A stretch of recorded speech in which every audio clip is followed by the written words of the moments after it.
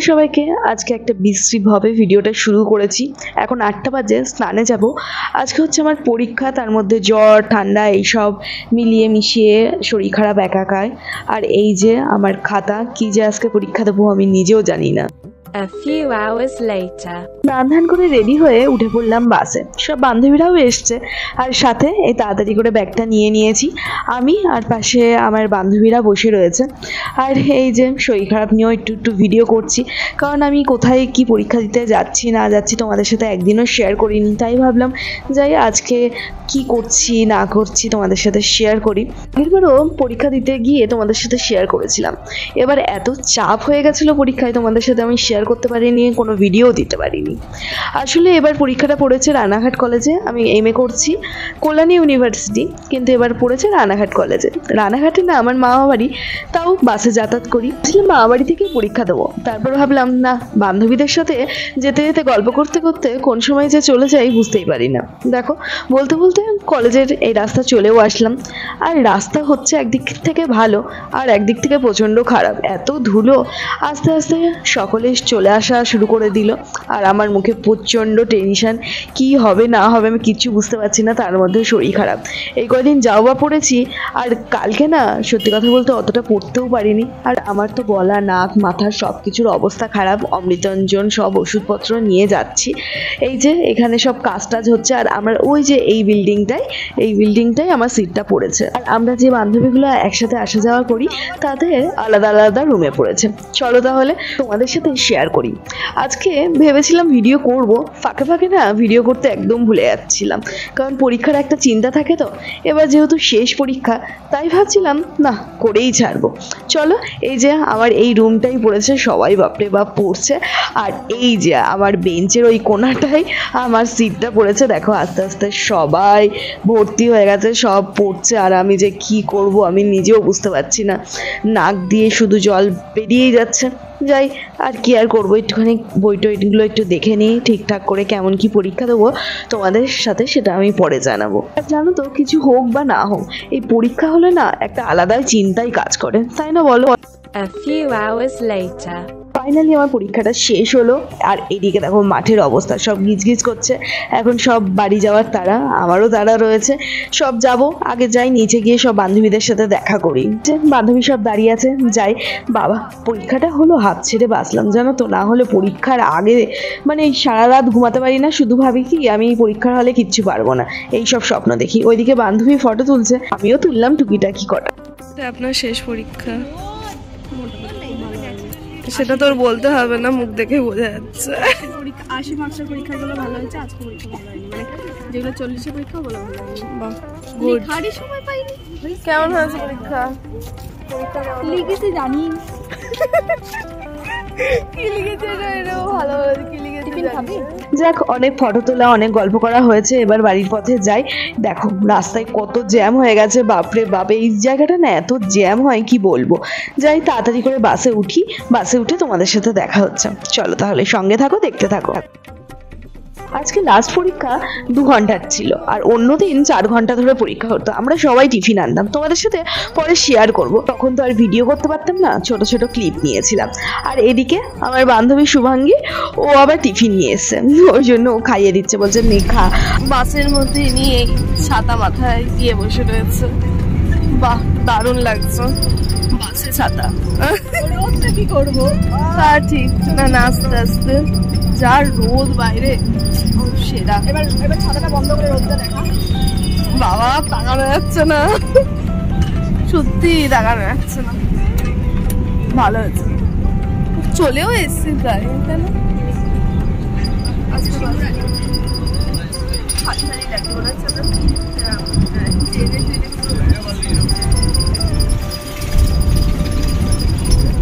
আসলে আমাদের পরীক্ষাটা না 12টা থেকে শুরু হয়েছিল, এই দুটোই শেষ হলো।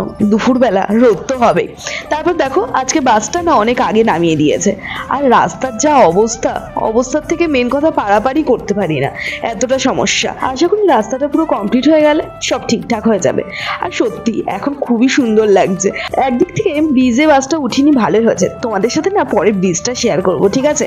আর কটা কাজও ছিল বাজারে, কাজটা কমপ্লিট করে গলাটা শুকিয়ে আসছিল, তাই ভাবলাম যাই আখের রসটা সামনে দেখছি, এত গরম লাগছে, আখের রসটা খেয়ে নিই। ওইদিকে বান্ধবী চলে গেছে, আমিও দেখি টোটো করে বাড়ির পথে আবার রওনা দিতে হবে তাড়াতাড়ি করে।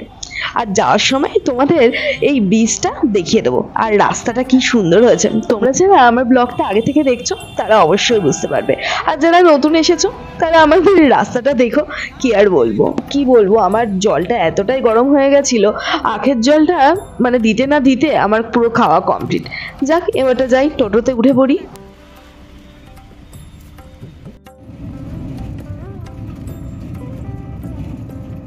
ফাইনালি টোটোতে উঠে পড়লাম। এই দেখো আমাদের রাস্তা কতটা ভালো হয়ে গেছে, আর এখানে না মাঝখানে পিলার দিয়ে দিয়েছে, মানে একজন মানুষের যাতায়াত করতে পারে, মানে ওই দিক থেকে এই পার হতে কোনো গাড়ি টাড়ি কিচ্ছু যেতে পারবে না, জানো না। এই দিক থেকে খুব সমস্যা হয়ে গেছে, কি বলবো। যাই হোক ওই পার থেকে এইবারে আসতে যে কি সমস্যা, এই গাড়ি ঘোড়া চলে আসবে, এই চলে আসবে, ভয়। রাস্তাটা পার করতে হচ্ছে, জানো না। আস্তে আস্তে হয়তো অভ্যাস হয়ে যাবে। চলো তাহলে বাড়ির পথে যাওয়া যাক। আর এই যে আমাদের পুরোটা রাস্তা, এই সাইডের রাস্তাটা এখনো কমপ্লিট হয়নি, হয়তো আস্তে আস্তে হবে। আমাদের খেলার মাঠে দেখো কি সুন্দর বিয়ের প্যান্ডেল হচ্ছে। তারপর আমি এই রীতিমতন বাড়ি চলে গেলাম। বাড়ি চলে গিয়ে এই যে জুতো রাখাটা যে এতটা সমস্যা না, আমার পক্ষে খুব সমস্যা।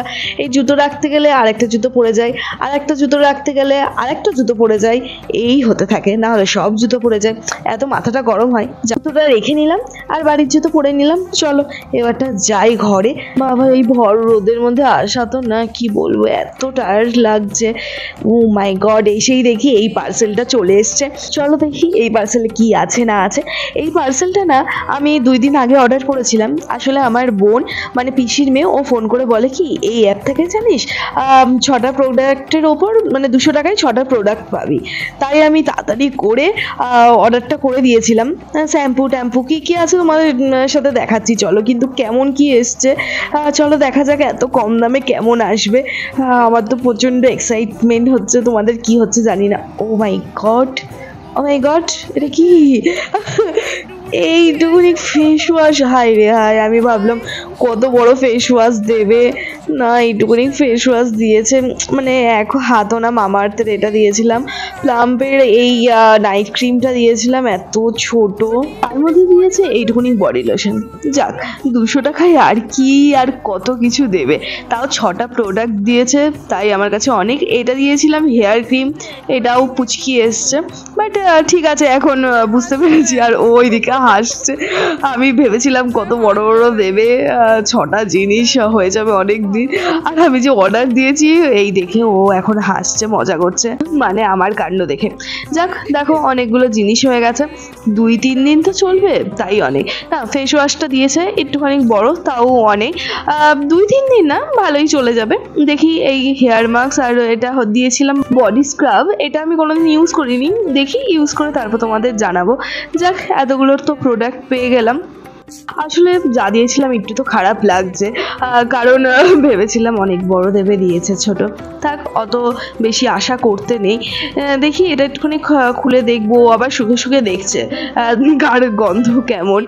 ও এইটাও দিয়েছিলাম, এটা হচ্ছে ওই কি বলে লোম তোলা কি সব বলে না, ওই ওয়াক্স টোয়াক্স, এটা আমি কোনোদিন ইউজ করিনি, এটা একবার দেখতে হবে যা এটার গন্ধটা শুকি কেমন। না বেশ ভালোই। আর এই যে এর সাথে মানে 6টা প্রোডাক্টের সাথে একটা ব্যাগ ফ্রি দিয়েছে। ওকে তাহলে আজকের ব্লগটা এই পর্যন্ত, আশা করি ভালো লেগেছে। ভালো লাগলে অবশ্যই লাইক কমেন্ট শেয়ার সাবস্ক্রাইব করতে ভুলবে না। টাটা বাই বাই, দেখা হচ্ছে নেক্সট কোনো ব্লগে খুব শীঘ্রই।